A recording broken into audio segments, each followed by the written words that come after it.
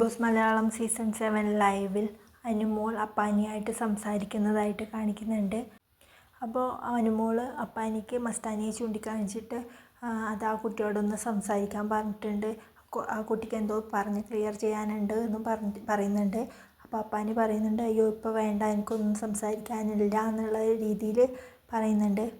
അപ്പോൾ അനുമോൾ പറയുന്നുണ്ട്, അല്ല ഈടുള്ള പ്രശ്നങ്ങളൊക്കെ ഇവിടുന്ന് തന്നെ പറഞ്ഞു തീർക്കുന്നതല്ലേ നല്ലത്, പിന്നെ ഒരു കുറ്റബോധത്തിൻ്റെ ഒന്നും ആവശ്യമില്ലല്ലോ, അതുകൊണ്ട് ഒന്ന് സംസാരിക്കുക, ആ കുട്ടിക്ക് സംസാരിക്കണം എന്നുണ്ട്. അപ്പോൾ ചോദിച്ചിട്ട് സംസാരിക്കാൻ പറ്റുമോ എന്ന് അറിയാൻ ചോദിച്ചിട്ടുണ്ടായിരുന്നു എന്ന് പറയുന്നുണ്ട്.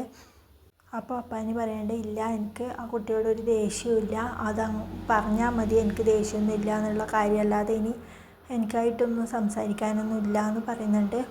അപ്പോൾ അടുത്തേക്ക് ലക്ഷ്മി വരുന്നുണ്ട്. അപ്പോൾ ലക്ഷ്മി പറയുന്നുണ്ട്, അപ്പാനിക്ക് എന്തെങ്കിലും ഒരു കാര്യം സംസാരിക്കണമെങ്കിൽ കുറേ ആലോചിക്കണം, എന്തിനൊക്കെയോ പേടിക്കുന്ന പോലെയാണ് അപ്പാനി ഓരോ സന്ദർഭം വരുമ്പോഴും പെരുമാറുന്നത് എന്ന് പറയുന്നുണ്ട്.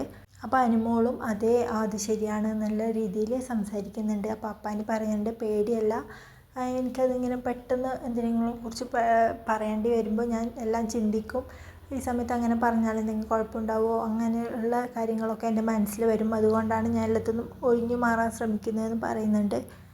അപ്പോൾ അപ്പാനിക്ക് ലക്ഷ്മി പറഞ്ഞു കൊടുക്കുന്നുണ്ട്, അങ്ങനെ ആവരുത്, നമുക്ക് എന്തെങ്കിലും പറയാനുണ്ടെങ്കിൽ ഞാനിങ്ങനെയാണ് പെരുമാറുന്നത് എന്നുള്ള നിലപാടിൽ ഉറച്ചിട്ട് എന്തെങ്കിലും പറയാനുള്ള കാര്യങ്ങൾ കറക്റ്റായിട്ട് പറയേണ്ട സ്ഥലത്ത് പറയണം, അല്ലാതെ ഒഴിഞ്ഞു മാറി നടക്കേണ്ട ആവശ്യമില്ല എന്ന് പറഞ്ഞു കൊടുക്കുന്നുണ്ട്.